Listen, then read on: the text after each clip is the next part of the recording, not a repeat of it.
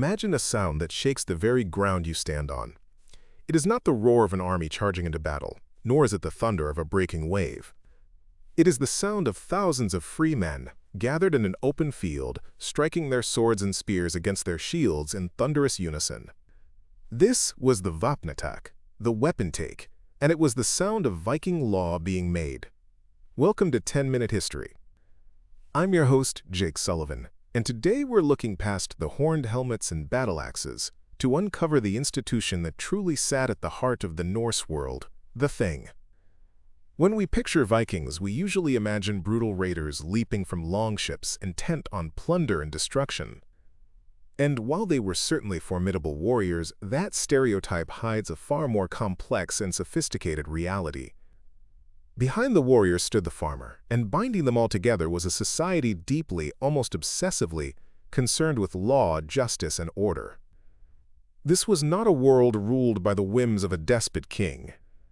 It was a world governed by the Thing, an open-air assembly where law was made, disputes were settled, and free men had a voice. At its core, the Thing, spelled T-H-I-N-G, was a governing assembly of the free people of a community, and its roots run deep, back into the misty forests of pre-Viking Germany. Our best glimpse into this ancient world comes from the Roman historian Tacitus, writing in the year 98 A.D. He described the Germanic tribes, the ancestors of the Vikings, as having a unique system of government. Minor matters were decided by the chiefs, but on major issues like war, peace, or capital crimes, all the weapon-bearing men of the tribe had the final say. A leader, Tacitus wrote, was heard more because of his authority to persuade than his power to command. His power was not absolute, it came from the respect he earned from his followers. And how did they vote? Tacitus tells us, if a proposal displeases them, they reject it with a roar. If it pleases them, they clash their spears. This sound of approval with their weapons was, in his words, their most honorable form of assent. This ancient tradition of a council of free warriors, governed by a law they all agreed upon, was the seed from which the Viking Age thing would grow.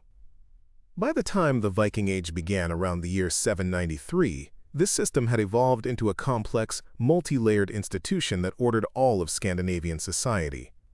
It operated on a tiered system, like a pyramid of governance. At the very bottom was the local thing, the assembly for a single district. Here, all the local free farmers, the men known as bondi, would gather a few times a year. This was the workhorse of the legal system, where everyday disputes were settled. Arguments over land boundaries, accusations of stolen livestock, or inheritance claims. It was also where public announcements were made. In a world without official paperwork, declaring a land sale or a marriage contract at the Thing made it legally binding in the eyes of the community. Above the local things were the larger, regional things. Because it was impossible for everyone from an entire province to attend, these assemblies worked on a representative basis. Each local district sent a set number of delegates, making the regional thing a kind of early representative parliament. These were the law things, where the actual laws of the land were recited, amended, and created. They were also the great political arenas, where a new king had to travel to be officially acclaimed by the people of each region, swearing an oath to uphold their laws. But the most famous and sophisticated example of this system was the Icelandic Althing, or General Thing, founded around 930 A.D. As Norse settlers populated Iceland, they realized they needed a unified legal system to stop arguments from escalating into destructive blood feuds. They sent a wise man named Ulfljótur to Norway to study its laws, while another man found the perfect location, a stunning natural amphitheater in a rift valley, which became known as Thingvellir, or Thing Fields. For 2 weeks every summer, this empty valley was transformed into the bustling capital of Iceland. At the heart of the Althing was the Lögrétta, or Law Council. This was the legislature, made up of the 39 most powerful chieftains in Iceland, known as the Godar. Presiding over it all was one of the most unique positions in the medieval world, the law speaker. The law speaker was the only paid public official in the entire Icelandic Commonwealth. Elected for a 3-year term, his job was to memorize the entire law code of Iceland. Every year he would stand upon the logberg, or law rock, and recite 1/3 of the laws for everyone to hear. He was the living repository of the nation's legal memory. Crucially, he also had to give free legal advice to anyone at the Althing who asked. He was the ultimate legal authority, a combination of Supreme Court justice and public defender, but he had no police or army to enforce his rulings. This system governed Iceland for over 300 years as a free state, a complex society with no king, no executive branch, and no army. But who exactly had a voice at the thing? The system was built on the bondi, the free, land-owning farmer. His status as a landowner gave him the right and the duty to attend his local thing, fully armed. The weapons were not just for show. They symbolized his status as a free man responsible for upholding the law. The collective power of these farmers was immense. It was their wapentake that gave new laws their final authority. In practice, however, real power was concentrated in the hands of the wealthy chieftains, the godar or jarls. These were the political brokers and mediators, who used their wealth, alliances, and legal knowledge to compete for prestige and influence. A farmer with a powerful chieftain backing his case stood a much better chance than one without. So while the thing had democratic elements, it's more accurately described as an aristocratic republic.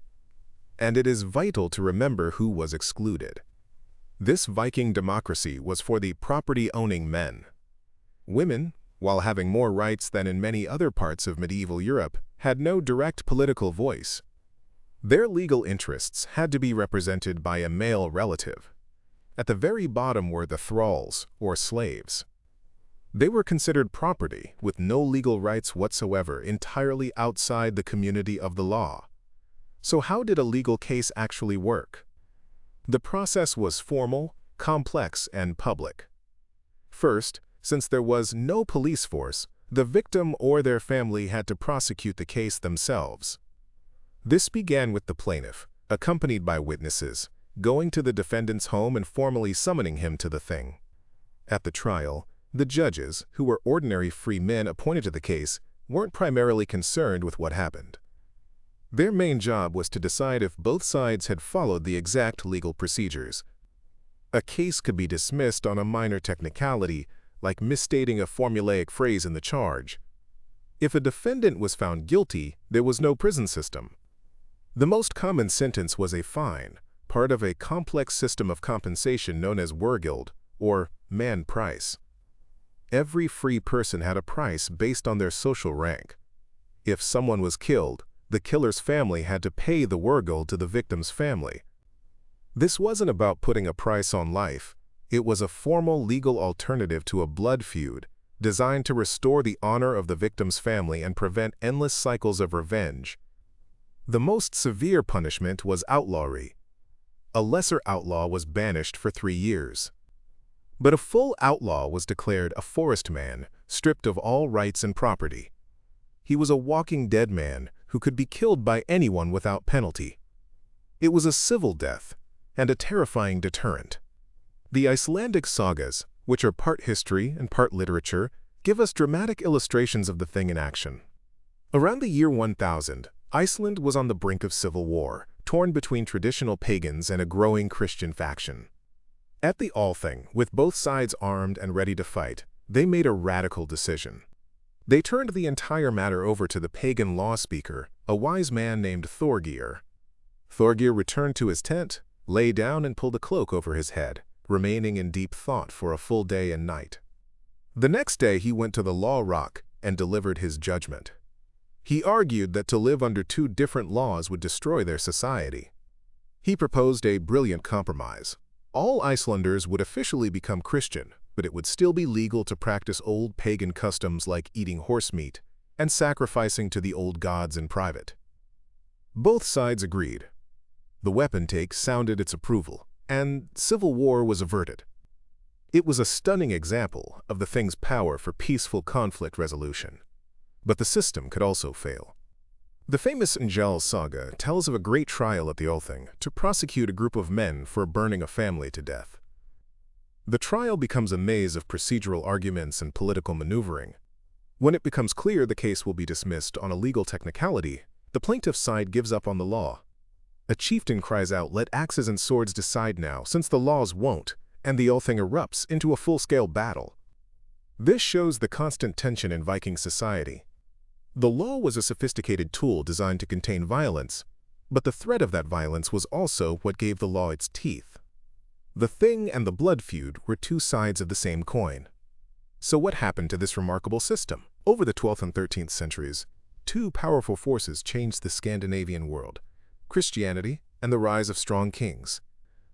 The Church brought written law, which shifted power from the law speaker's public memory to literate clerks. And powerful kings began creating national law codes, establishing their own royal courts, and appointing their own officials.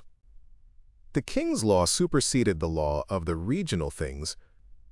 The old assemblies lost their legislative power, becoming royal courts that simply applied the king's law. Even in Iceland, after decades of its own civil war, the chieftains swore loyalty to the King of Norway in the year 1262, ending the Free State. But the spirit of the Thing never truly died. Its legacy is alive today. The modern parliaments of Norway, the Storting or Great Thing, and Denmark, the Folketing or People's Thing, owe their names to this tradition.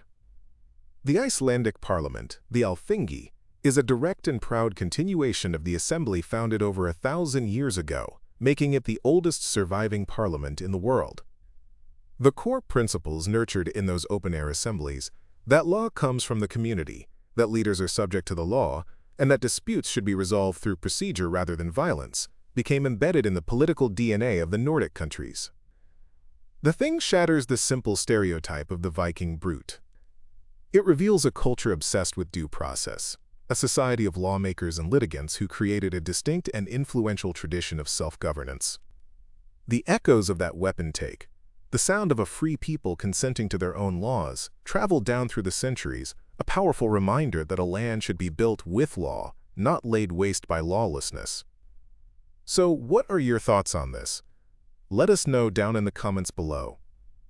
If you found this interesting or learned something new, please give this video a like, and don't forget to subscribe to 10-Minute History for more deep dives. Thanks for listening.